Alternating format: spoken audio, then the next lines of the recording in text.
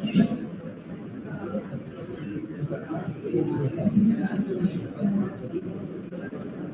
afternoon to Anandar present here. We now move to the final technical session of day 1. Moderator, Dr. P. Xavier, Department of English. Speaker, Ms. K. Primrose, Department of English, Arul College, Karumathur, Madurai. Topic, religion as a source of mental healing for African Gen Z. I invite the moderator to guide us through the session. Welcome, sir. Thank you, ma'am. Good afternoon, everyone present here. I welcome back all of you for the 3-day international conference on Gen Z and the global future, fostering social responsibility in a connected world. Due to unavoidable situation, Reverend Father Ranjit CMF is unable to join us today. Therefore, we have invited Ms. Primrose, Assistant Professor of English, Anandar College. Ms. Primrose is one of the best facilitators in our campus, who has been teaching English since 2017. Ma'am has published 25 research articles in Scopus and peer-reviewed journals. She has delivered 15 speeches on various topics, especially in national and international seminars and workshops. On behalf of the conference committee, I would like to invite Ms. Primrose to deliver the presentation on religion as a source of mental healing for African Gen Z. Over to you, ma'am. Thank you, sir.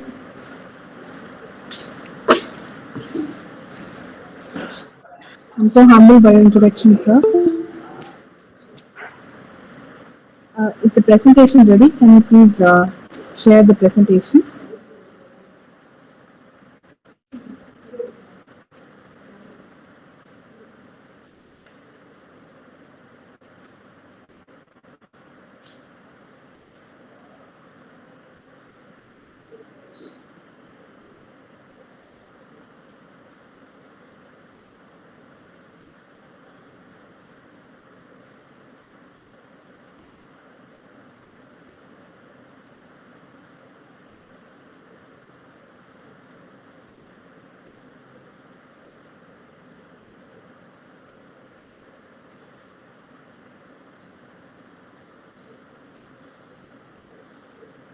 Thank you. So before I start with the presentation, I would like to thank AAC and the administrators for giving me this opportunity. To be very honest, this is also an honorable task, but also a very difficult task to present a paper written by the resource person. But still, I hope I'll do justice to the paper. So as you see, the title of the paper is A Religion as a Source of Mental Healing for African Gen Z. So it's by Father A. Ranjit Selvam, CMF, who has extensive experience in East Africa. Next slide. So as you see, he has set a tone for this research paper, stating that mental health is an important criterion or important indicator of societal development. So as we see, the title of this conference focuses on how Gen Z should develop or sustain social responsibility. So in terms of measuring social responsibility or gauging societal development, mental health is a very important factor. And it is also unexplored area in terms of analyzing the growth of countries. So he has chosen this specific topic exclusively in contemporary Africa. And as you see, the African youngsters, African Gen Zs, are affected by social, political, and economic pressures. And their mental health is affected by all these pressures, and in turn, it actually reflects on the development of the country and the society they live in. And also, when he is able to identify these contexts in analyzing the mental health of the African Gen Zs, he is coming up with a solution is religion. Religion can be one way because it is a multidimensional and a social phenomenon which can shape the societies in Africa. So, with this tone, he proposes this idea. And the next slide. So, these are the objectives of this study. So, he has undergone the study based on these objectives. The first objective is how religion shapes the way African Gen Zs understand and respond to mental distress. And the second objective is the kind of mechanisms or strategies within the angle of religious belief, practice, and community and involvement, how it contributes to mental healing and resilience. And the third objective is that he has also addressed, he also wants to address the ethical challenges that arise because of the involvement of religion, how it engages in mental health, and how these challenges can be addressed in a responsible way. Next slide. So he has made use of the methodology in a qualitative way, qualitative, theoretical, and interpretive research design. And he has reviewed interdisciplinary literature, which includes psychology, psychology of religion, theology, youth studies, and African cultural studies. So he has analyzed and reviewed the existing literatures of these areas, and he has come out with this study. And he has also used these. He has also used this research design exclusively to understand how religion function as a tool for mental healing, especially for African Gen Zs. Next slide. So this is how he has designed the study. So based on the narrative literature review he has collected and gathered, he gives a conceptual analysis, and he makes a synthesis of these diverse perspectives regarding mental health and religion, and how they are connected, how they are mutually influencing, and how religion helps and shapes the Gen Zs of Africa, and how it affects the overall development of society. So therefore, there is a clear and holistic understanding of this relationship. Thank you. So the sources of data. So the secondary sources that he has called out and reviewed are the following. Peer-reviewed journal articles in the field of psychology, theology, sociology, and African studies. He's also analyzed scholarly books on religion, spirituality, youth, and mental health. And he has also collected and studied reports from reputable international organizations such as World Health Organization and the African Development Bank, and some of the empirical studies on youth religiosity, mental health in African and global context. So as you see, it's a wide range of areas covering psychologically, theologically, sociologically, and also culturally. He has made an extensive study. Next slide. So these are the thematic analysis that he has done based on the literature review he has gathered. So he has categorized them in the following way. First one is meaning making and existential coping, so which we'll discuss in detail in the following slides. Next, religious practices and emotional regulation. The third one is communal support and social belonging. And the final one is spiritual coping and psychological resilience.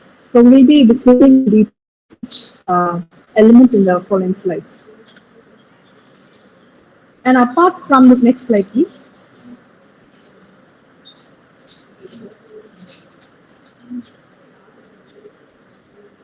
So apart from these data gathered and the techniques and thematic analysis he has made use of, he has also kept into consideration some of the ethical things. So since it's conceptual and theoretical study, this research did not involve interviewing or case studies or direct interaction of human participants, but they were all based on the facts and the statistical data collected. And also, the ethical responsibility is maintained throughout the study, collection of data, and representation of sources. And There was also avoiding of stigmatizing language in terms of understanding mental illness, and there is also respect for religious and cultural diversity. And the study also deliberately and intentionally avoids completely giving responsibility or giving whole importance to a religious belief, because there is also the kind of double-edged criteria, double-edged criterion to be considered in terms of considering religion as a source of mental healing. Next slide. So now we are going into the research paper of Father. Next slide, please. Next slide. So this is the context of African Gen Z. So from the morning, we've been discussing the role of Gen Zs, how Gen Zs are different from the generation millennials or even the generation X and Y. So according to the culture of African Americans, you have African Gen Zs categorized as individuals born between the year of mid 1990s and early 2010s. And this particular generation grew up in an era of transition, which was driven by rapid socio-economic change and digital expansion. Digital expansion, to be be particular, how everything, business, commercial, or anything that goes with trade and everything was extended to digital mode. So everything was made online, including education and everything. So that is digital expansion, and you have cultural hybridization. You have a mixing of different cultures, different people coming from other countries, and mixing up of cultures. And you have persistent structural challenges. So they've been facing so many political and economic changes in structure. So those became challenges for this particular generation who belong between the mid 1990s to the early 2010s. And the socio-economic and structural context uncertainty. So there is always this question of what will happen in future, what is happening in the future in terms of socio-economic context, and how the digital pressures. So when everything becomes online, everyone is expected to adapt to that new situation, and they should be ready for everything that demands in digital platform. That becomes a digital pressure. So like how you are expected to have mobile phones in this particular era, how you are supposed to know all about technology. So all these are digital pressures. And now changing family dynamics. So changing family dynamics, you see, we are living in the 21st century where everyone is educated, everyone is moves on with, irrespective of gender and differences, everyone goes for work. So there is a different kind of family dynamics. So it's not like a man should do these things, a woman should do these things. This family dynamics have changed. And you have mental health stigma. So even in India, we see that people who have mental health issues are considered or cornered. They are seen as someone low. But that is again stigmatizing. So the same problem is visible in the context of Africa, where mental health is seen as something like a disorder, disease, and there is exposure to trauma which shapes the lived experience of this generation. So, in terms of trauma, I'll tell you in detail how there are various factors that create or that give trauma to this particular generation. So, this is the understanding of who African Gen Zs are. Next slide. So now coming back to the socio-economic and structural context, you have the data collected from African Development Bank and World Bank. So it says like the young people in Africa constitute around 60% of the continent's population. So it's majority. Obviously, it's majority. So 60% of Africa's population include young people.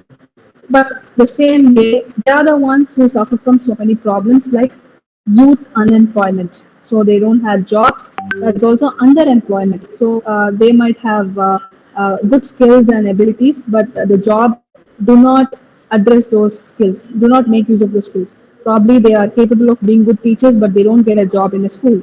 They might be working in the office or clerical works. So that is underemployment. And you have informal labor conditions, so shifting labor conditions. So sometimes you have work, sometimes you don't have work, sometimes it's work from home kind of situation. So this remain widespread. and this in turn gives a kind of instability in their economic growth. So you have money one time, and when they actually need money, they won't have money. So gives a sense of frustration and uncertainty, because when you are imagining a future, you expect the financial stability. So that becomes a question. So that is uncertain, and it also diminishes. In terms of Gen Z, they are very they feel like their self-worth is diminished to it, and their identity, they have this identity crisis too. So this is based on the data given by World Bank. And also, we understand that digital spaces give a lot of opportunity to Gen Zs, especially because they have so much scope in growth and career and everything. But this also has an disadvantage, how it creates a kind of platform for unrealistic standards of success. Again, you can very well relate to our own situation here. So even when you use Instagram or any other social media, it gives you a different definition of success. So at 20, when you're 20 years old, you are expected to do all these things.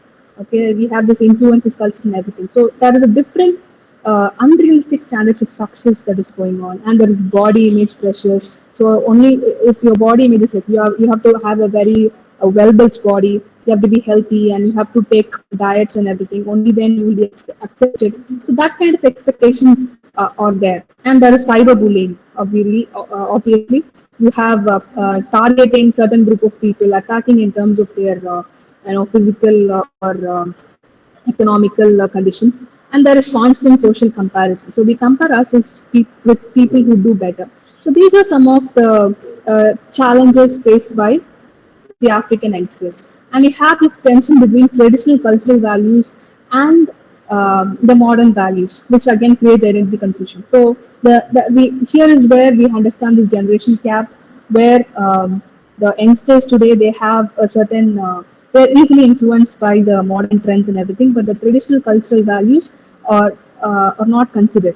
So, but on the other hand, our parents, the African youngsters' parents and their ancestors, they preserve their cultural heritage. So they are very much, they give importance to traditional cultural values. So there is again a conflict between these two, the Gen Z and the other generation people. So this creates kind of identity confusions. This is the socio-economic and structural context of the African Gen Zs. Next slide, please. Now we see the family structures and intergenerational relations. So even if you trace the history of Africa, they hold a very rich cultural heritage. So we have so many writers in literature who have described and given a very good introduction about African Americans and Africans, how they have a rich cultural system. They have a different family traditional system. They have rituals there. They have belief systems, and they have a good relationships among their family members and in expanding structures. But the modern situation, the current situation have changed them.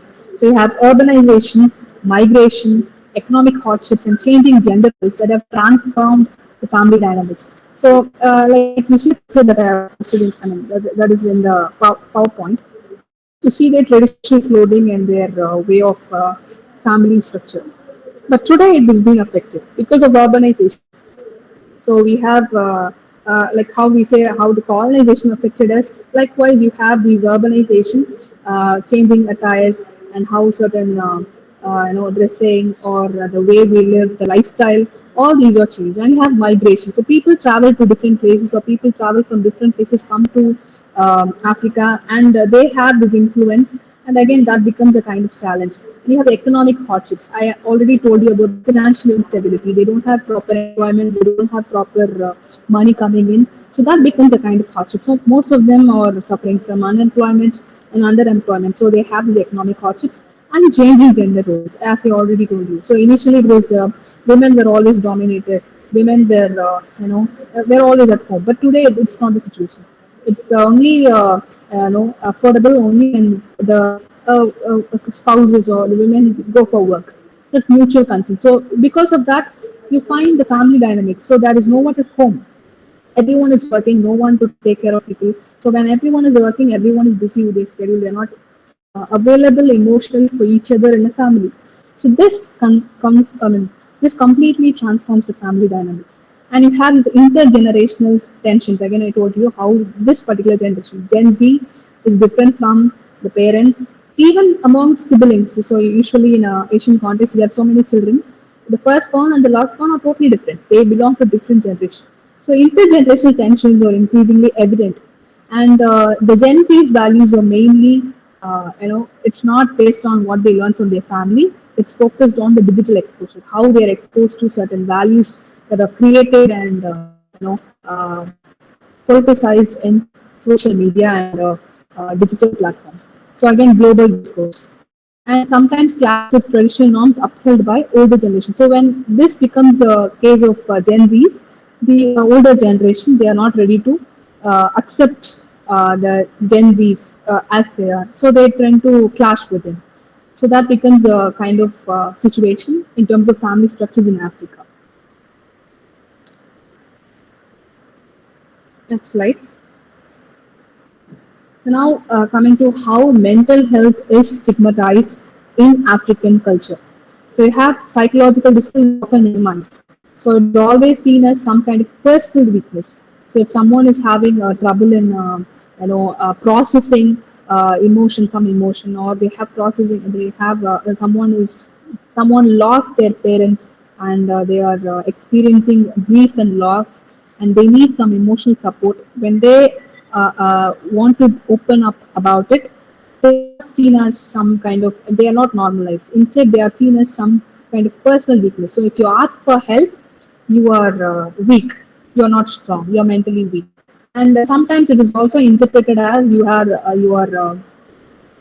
spiritually you are punished, you have some problem, probably you're possessed by some ghost. So these are some of the talks that are associated with mental health. Okay, so mental health is often stigmatized, and it is very common in Africa that it has been normalized and minimized as personal weakness. And also, even if some of them come forward to seek mental health, so if they want actually mental health changes or services, again, the mental health services are restricted. They don't have sufficient support to render for these people. So it is constrained by limited infrastructure. So you don't have so many counseling centers or facilities to adhere to their needs. And there is also shortages of trained professions. So you don't have so much of counselors, so much of professional people to help people who are processing trauma. And there are also financial barriers. So you can't give everything out of free. So you're expected to offer something, but again, economic stability is a huge issue for them, and therefore there is this financial barrier. So this is the kind of condition pertaining to their services and access to care and mental health, uh, mental health. Next slide.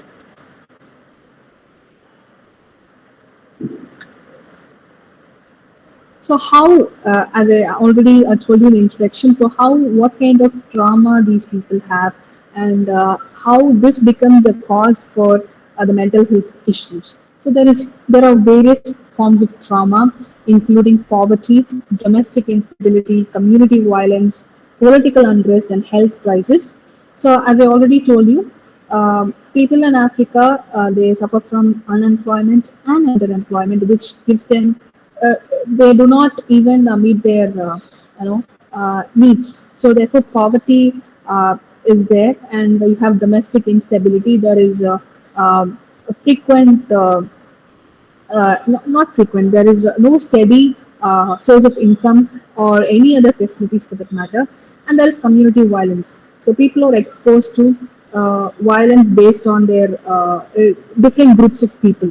Okay, amongst them, they have different groups, and they have conflicts, and over that particular conflict, they experience violence. And there is political unrest. So again, in Africa, political unrest is a very serious concern, and health crisis. So because of poverty and not having enough support, material support, and unavailability of resources, they experience health crisis. And even the health crisis, they are unable to diagnose at the earlier stage. Such experiences can have long-term psychological effects. So again, this affects mental health. So it becomes, it makes them vulnerable to anxiety. So they become vulnerable, they become open to all kinds of hurt. They are anxious about future, they are depressed about what is happening right now in their life, and they're also experiencing post-traumatic stress symptoms. So because they're experiencing trauma, what happens after trauma? What is how they are processing it? They're not able to process it, and therefore they are suffering. They don't have hope. They don't have anybody to talk to.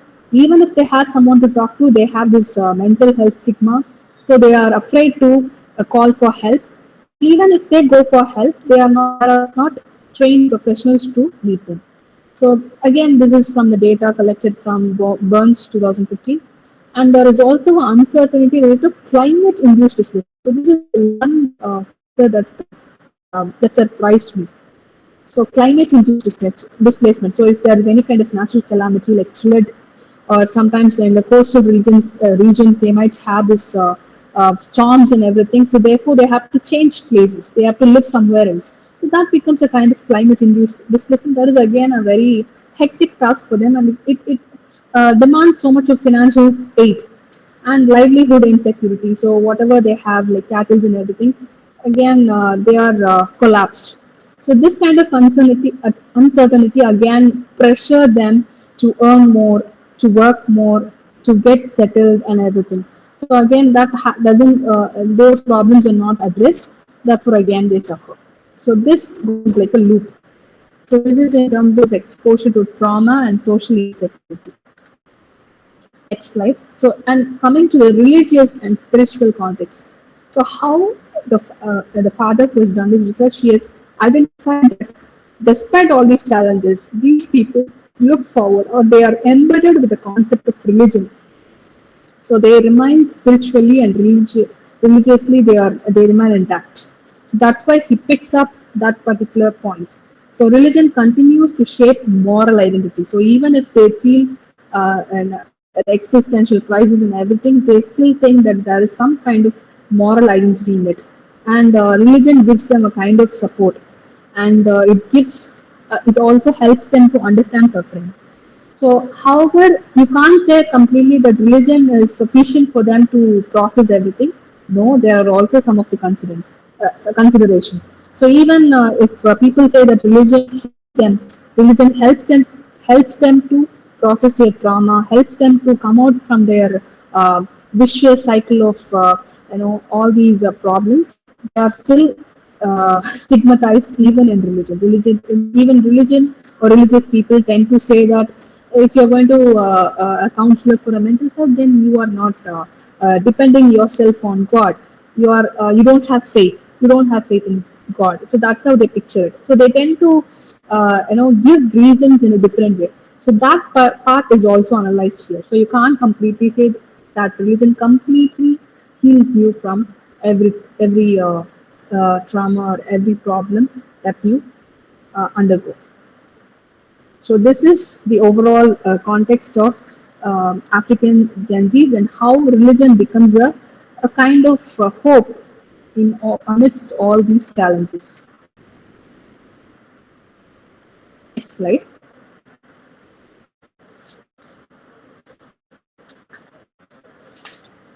So to what extent mental health challenges of African Gen Zs are.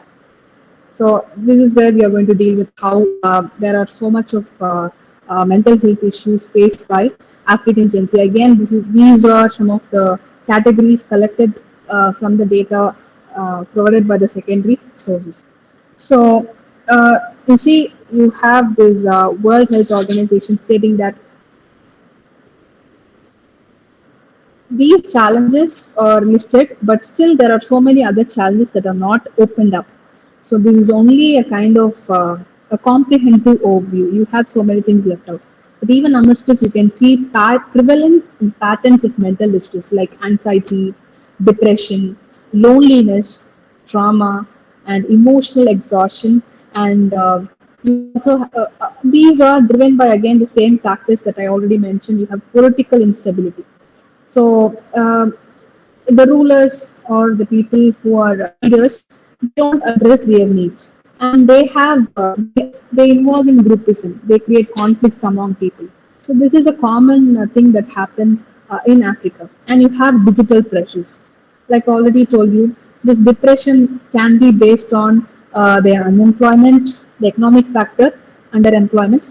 They can also be social factor, like how when they meet out to people, they are not seen as individuals with dignity. They might be compared to people who are doing well, and that becomes a kind of pressure that depressed, or when they see successful people they feel that they are not doing well, so that again creates a digital pressure, and that becomes a cause of depression. And you have nobody to help. So as I already told you, there is a change in family dynamics. You can't stick to a family member because everyone is busy in making money and enabling the family to sustain, and you don't have professional health care because there are limited facilities, and even if you go, you are not ready to open up, and because you're afraid, because you'll be stigmatized, you'll be labeled as someone weak. So those kind of pressures create a kind of helplessness in the minds of Africans. So you can imagine the age group.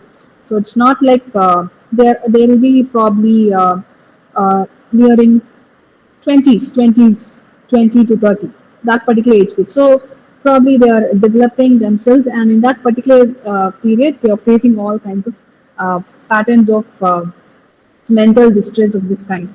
Okay, and to this factor, COVID-19 became an additional factor in fueling this kind of feelings, trauma, depression.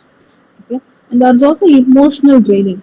So of all these dumped up feelings and repressed emotions, they don't find any other way to be let out, and they actually become tired the person who holds them. Okay, so that is one thing. And anxiety, depression, and yeah, that's what I was saying. Anxiety, depression, and emotional exhaustion. So there is persistent worry of what happens in future. So right now there is no permanent job here. We have not settled out. We have the father's debts, or we don't have a comfortable place to stay at present. So they have this persistent worry of what will happen in future. So right now we are in a situation we are not able to save some money for the future. So what will happen in the future? And there is also so many questions within, like fear of failure. So what will happen if we fail in life? What will happen if there is no one to help? What will happen if I don't get a permanent job at all? So all these stress factors and the questions and feelings, they are affected by this. Okay, so that becomes a kind of emotional exhaustion. And there is also this digital pressure in terms of people of the same age, when because social platforms are global. So that is one. That is a disadvantage of being globally. So Africa, the people look up to the people, the youngsters from other countries. So because they are the same age, I am 20, you are 20, but you are earning so much by becoming an influencer, but I am here with no uh, proper job. So this sort of comparison becomes a kind of exhausting for the person, for African Gentis. So that is anxiety, depression, and emotional exhaustion, and this is where trauma, political violence, and insecurity. So again, there is so much of political unrest, and you have electoral violence, which means you are threatened to vote someone. So we say democracy, freedom to vote anybody we like and everything. But in Africa, there is this threat. Okay, and sometimes they are even attacked for not voting, or for not assuring that they'll vote someone. So that kind of conflicts arise, and people become victims of that particular manipulation. People manipulate, they give them false promises and everything. So that becomes, and sometimes forced displacement because of some political activities. The people will be moved to different place, they'll be forced to leave the place. So that becomes one cause of political violence and insecurity. And you have armed conflict. Okay, so sometimes people take weapons and then they fight, or national policies, they have some conflicts with other countries, and again victims will be the people.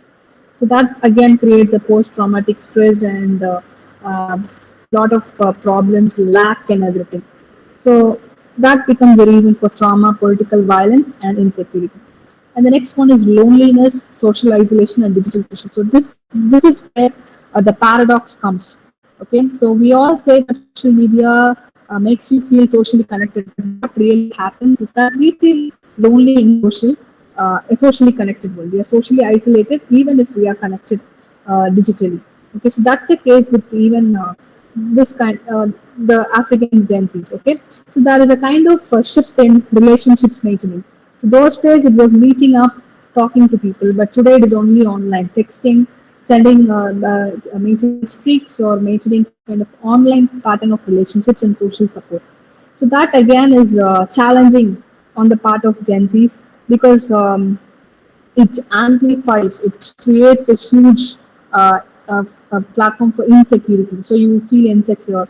Okay, so someone will think that I am better than someone else. Okay, and there is a negative self-esteem. So you put yourself down.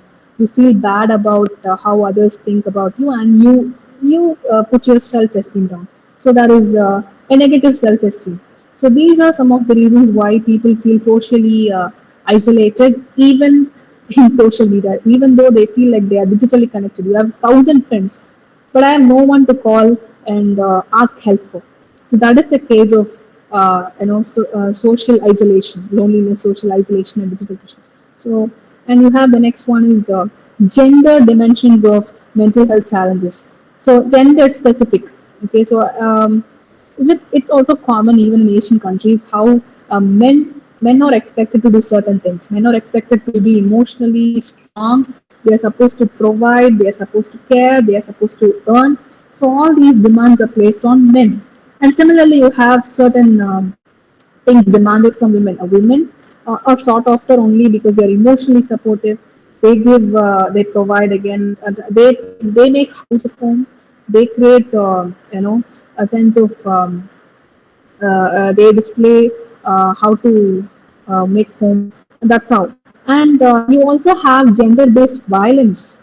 Okay, because women uh, are seen as vulnerable beings.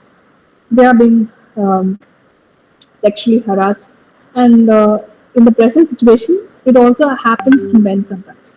Okay, so this kind of gender-based violence again create kind of a trauma for African Gen Zs because at the early stage they undergo all these kind of violence, even sometimes in their own family. So if they're not doing better, they'll take a stick and hit them.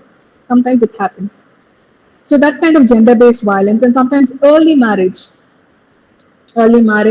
so they get married before they complete their studies, and reproductive health concerns and social surveillance. So they're being constantly watched what they are doing. African Gen Zs are constantly being watched what they are up to, who they are talking to, who they are meeting. So that kind of problems again create anxiety and depression amongst Gen Zs. Okay, so this come under gender dimensions, and you have barriers to mental health care. So as we already discussed, even if people are interested or people are ready to open up their feelings, open up to ask for help in terms of to process their trauma and insecurities, they do not have sufficient facilities. So the facilities are underfunded. They don't have proper funding to provide proper infrastructure, necessary documents or help and everything. And they don't have trained professionals to teach them. Okay, so that becomes a major barrier to mental health care. And also sometimes financial constraints again. So they are unable to pay for it, and they have to go to distant places to meet a counselor. And there is lack of awareness. So most of them are not aware of certain things. So they think that okay, if we feel the pain, if you have that fear, it is normal. The problem is normal. That everyone faces. So not they normalize problems instead of normalizing asking help to um overcome those problems. So that becomes again a barrier to mental health care and also stigmatizing. Okay, so I read from the article that it is always treated as someone facing mental health issues. They are labeled as they are haunted by ghosts or possessed by ghosts, or it is probably because of punishment. God is punishing them for their sins. Okay, so it is labeled that way. So that becomes the kind of major barriers for mental health care. And you also have underreporting and the hidden burden. So most of these, and though we talk about the mental health challenges to this extent, this is not fully complete. Most people don't report that they have these issues. They don't talk about it. It is always found hidden. So that becomes another way how mental health issues should, they demand immediate attention on the part of African Gen Z. Next slide. So here is where we talk about how religion becomes a source of mental healing for African Gen Z. So again, if you trace back the history of African Americans and how they suffered under Americans, they had their hope in religion. So they used to sing songs together. They used to share hope together. So that is the one underlying thing that brings them together. So here, so in terms of religion, they process suffering in a different way. So when they suffer, when they are having problems like underemployment or unemployment or any financial instability, so they try to understand it in a different way. They don't, you know, totally lose hope. In turn, they try to look at it from a different perspective. So they see it as an opportunity to grow more, to make it work, or sometimes they even see they find meaning in their suffering. So this is what we discuss as meaning making. So it is not purely okay, the world is nothing, though everything we do is meaningless. No, they tend to find out meaning in the suffering because of religion. So when they find meaning in suffering, they try to avoid that kind of mental influence from the suffering. Okay, so when they find meaning in the suffering, and also they look at suffering as something strengthens them. So that hope is again given by religion. So this is the understanding how religion shapes the understanding of these problems and mental health issues. Okay. So and the next one is mechanisms. What are the mechanisms that are involved within the context of religious belief? So they have this belief.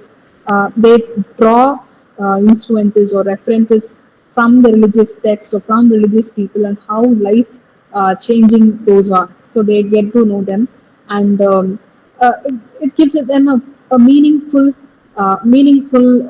lifestyle for them. And also there is religious practices. So we all know that religious practices involve going to church, meeting people, talking about their problems. So many churches, they have this facility to interact. So it's not just we go and worship God.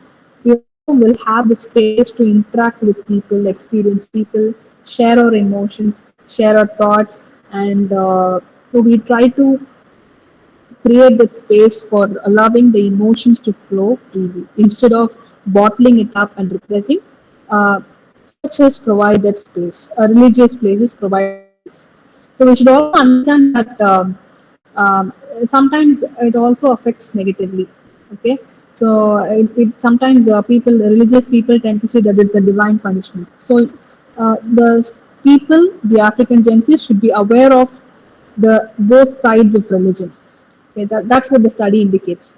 Okay, so that is one case, because if you try to give an idea like that, you're going to say that we are facing this mental health issue or this financial stability problem because it's a divine punishment, then they are going to feel guilty about it, and they will lose their hope, they'll lose their self-esteem and everything. So that's not how you perceive mental health. You have to give a positive idea, and religions do that too. They provide a sustained space for these people, African Gen Zs, to come together and share that. And you have certain religious rituals that are very comforting and tell them that they are not alone. Sometimes praise and worship rituals. So it's very common in African context. They sing together, they play instruments, they compose songs, and they give hope. And drumming, dance, and chanting, all these collective expressions are a part of their religious rituals. And they also engage in relaxing and regulating their emotions, and they share their thoughts and expressions even in talking. And the next one, you have religious community. In terms of religious community, you have people having fellowships. fellowships, missionary, pastoral centers, communal involvement, coming together and helping others. So, in that, by practicing or involving in such practices, they tend to understand that life is still beautiful and life has a purpose for them, and they'll tend to fight against the self-identity issues and everything. Okay.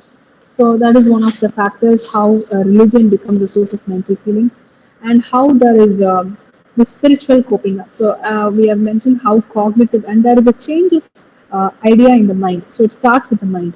Okay, so when the religious belief system says that the mental health issues is not a divine punishment, or it's not a problem, it's not it's a problem, but it's not something that we're gonna find solutions. It's sort of a hope. And then you have these rituals, practices, fellowships, communal programs where you come together and talk about it, interact, work together, collaborate, and create something, help others. So such kind of mechanisms actually happen in the religious arena that help them fight, and have spiritual coping and resilience. So here is where the idea of God and how they surrender everything to God, trust in God with gratitude, and how they this becomes a positive reinforcement. So positive, it gives them a positive vibe, and they believe in, they'll get relieved, and they'll feel comforted. Such kind of positive belief is essential for them to cope up with the everyday stress and trauma and everything. Okay. So becomes a kind of staying strong kind of thing. So these are some of the ways how religion can be a source of mental healing. And but apart from that, you have some ethical challenges in religious approaches to mental health. So there is always the other side to anything that you take. And in religion you have this other side where it can create a negative religious coping. Okay, sometimes you blame yourself for everything that's happening and ruin it all together. Sometimes you put yourself in a place where you will never accept yourself. So that becomes a kind of, because as I already told you, if you're blaming everything for something else, okay, this is because God is punishing me for this particular sin, God is not treating me well, this again creates a kind of a harmful loop. Okay, so it becomes a guilt trip often, and you have spiritual inadequacy. You will not find yourself complete, and you will feel this shame. Okay, so therefore, in this context, it is very essential that you have a good a mentor who supports in terms of religion and give guidance that helps you grow out of all these problems. Okay? So that becomes, and making thinking of other channels, even digitally, social media can make you misinterpret religion. So those are some of the challenges that you face when you take religious approach to mental health. So it solely depends on the religious leaders as well as the people who are involved in seeking help to identify and get aware of the right way. Okay? And here's the next slide. So there is also a global and Indian perspective given here. So he has compared with the global perspective of how mental health is seen, and you see it mental health challenges are globally significant, especially among Gen Zs. And in Africa and India, there is a similarity. So here we respect religion, not in every country, like, but in Africa and India, the culture is we have different cultures, we have different languages, we have different religions, and we respect them, and it is remain embedded in our lifestyle. We have everyday lifestyle, we have God presence there, religious beliefs and everything. So in such kind of secular and idyllic societies, religion is always a form of support for us. Okay, be it counseling or peer networks, mindfulness, and we have these practices in India like yoga and meditation and all such spiritual exercises that actually spring from the idea of religion, and therefore religion and mental health are connected. They are culturally congruent in understanding suffering, understanding the purpose of life and everything. Okay. So that is a comparison of Indian and global perspective. Next slide. Next slide. Yeah, these are the this is the outcome of the discussion and recommendations. So the discussion part is how if understand that religion becomes a center and it is the source for mental healing in African Gen Zs, and it highlights both potential benefits and also limitations. So there is not only benefits, we also have limitations. And religion also shapes how Gen Z understands psychological challenges. So they don't normalize psychological problems or mental issues as a very a part of everyday routine. They give significant importance to them by providing meaning-making frameworks. So how to perceive these mental health issues? They are not forbidden. They are not something that should not happen. Okay, and that situate adversity within narratives of divine purpose. So there is a divine purpose for all of this, and this space is not permanent. And how from this you are expected to grow morally, and how you are expected to take up responsibility in the world of in the perspective of the society. Okay, so these are the outcomes of the discussion, and some of the recommendations of the study are the next slide. So these are the recommendations, or rather, if these factors are, full-fledgedly taken over, we can really seek the help of religion in terms of mental health. So strengthen mental health literacy among religious leaders. So religious leaders are not just expected to do missionary work, bringing in people to church or asking them to worship together. They should also understand that they are also endowed with the responsibility of being aware of all these mental health issues, how people suffer mentally. So they should have this awareness and they should address their mental health needs. So they need special training. So not all religious people or counselors, not all religious people are aware of the psychological help they can render. So they should be trained. They should have this basic literacy that strengthens mental health in people. Okay, so that is the first recommendation. Second recommendation is promoting collaborative models between religion and mental health services. There should be a tie-up, a collaboration, at least among the Christian institutions and mental health services where religious people go and offer holistic support or give a kind of counseling to the students who study in that particular institution, Christian institutions. That can be possible. Or they can visit church every now and then. The students can come to church and then they can seek mental counseling. Okay, so, they can get counseling. So these are some of the collaborative models that can be promoted. The third one is encourage culturally sensitive spiritual guidance. So this is very, very important because Africa and similar to India, it's a secular country where you have different cultures. They have very huge respect towards their cultural heritage. So when you bring out this spiritual guidance or give offer from the perspective of religion, you should be very careful, being sensitive to their own culture. You should respect their culture, taking them into consideration. You should not force them into certain practices that take away from their cultural respect. So that is one thing. So when you offer spiritual guidance, you should be sensitive towards their culture. The fourth one is again a very relevant recommendation: leveraging digital platforms responsibly. So instead of sometimes you can't meet every day. Those people you can't meet every day. People who are stressed out, depressed, or facing mental health issues, you can't meet them every day. But instead you can have contact with them socially, through social media. You can send them motivational messages. You can share certain applications which help them to reinforce their positive attitude towards life, which gives them hope. So basically, you can use those digital platforms for that. Or if you are very good at counseling people, you can make use of the digital platform by sharing some useful content on how to overcome depression or how to improve your self-esteem. Such kind of talks can be shared through digital platforms. So that is one of the recommendations. The next one is integrate gender and context specificity. This is a very interesting thing. So it should not be always a generalized perspective. You can give a gender specific approaches. So if it is offered to offered to men. So men, you can address the challenges of men and how they can overcome that. And if women, because obviously gender-based depression and stress are different. So women stress over different things and men stress over different things. You can give different context approaches likewise.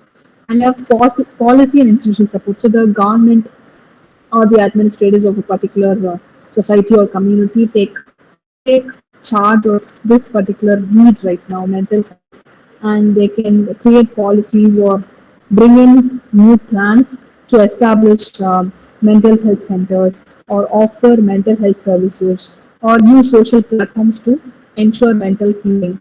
All these can be provided from the because funding can be drawn by the government. Okay, so these are some of the possible recommendations. I think with this, father has come out with this very interesting study of how religion can help the African communities to to mentally heal themselves. So if there are any questions, I'll try to answer. If there is no questions, thank you.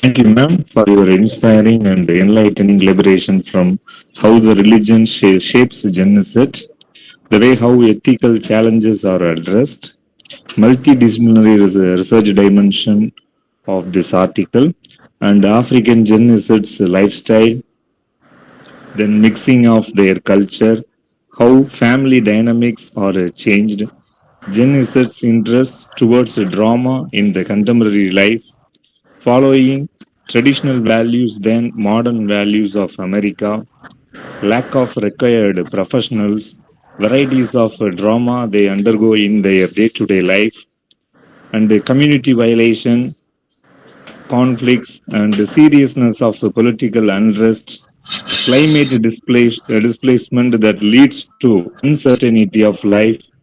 In addition, threatening from workplace, how the Genesis are embedded with religion, gender-based violation, then early marriage issues. So eventually, in terms of religion, through their togetherness and with the spiritual leaders' assistance, they heal their traumas. So you have really justified the topic, ma'am.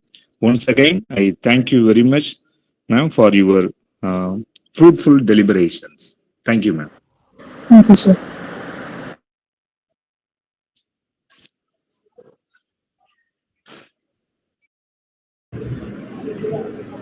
Thank you, Dr. P. Xavier, for moderating the session. The mind, once stretched by a new idea, never returns to its original conventions.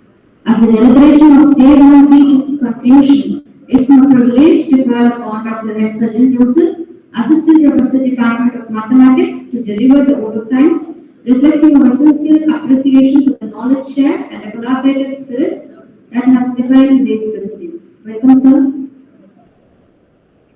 Good evening, everyone. I, on behalf of everyone, deliver the words of gratitude. I am really thankful to the organizers for giving the chance to deliver the vote of thanks.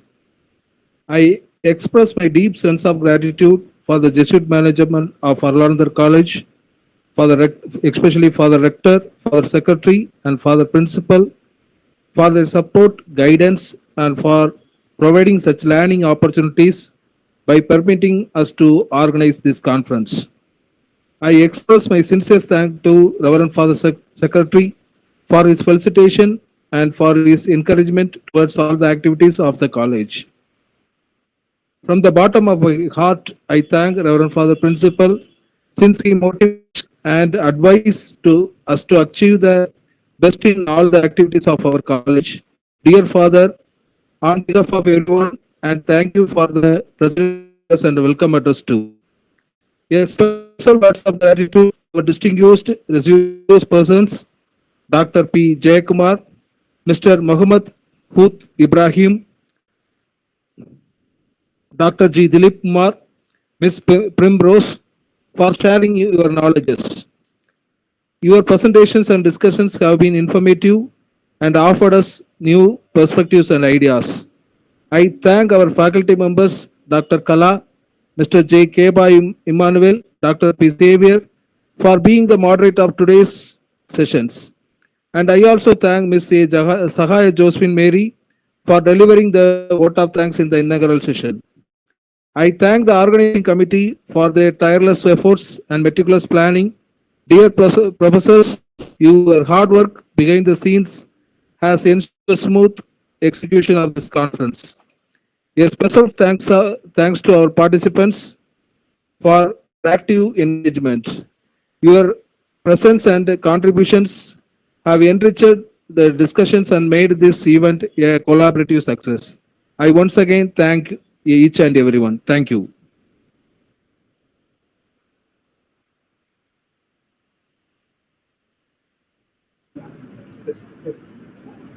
Thank you, sir. We look forward to your continued participation in the sessions to follow. Thank you, everyone.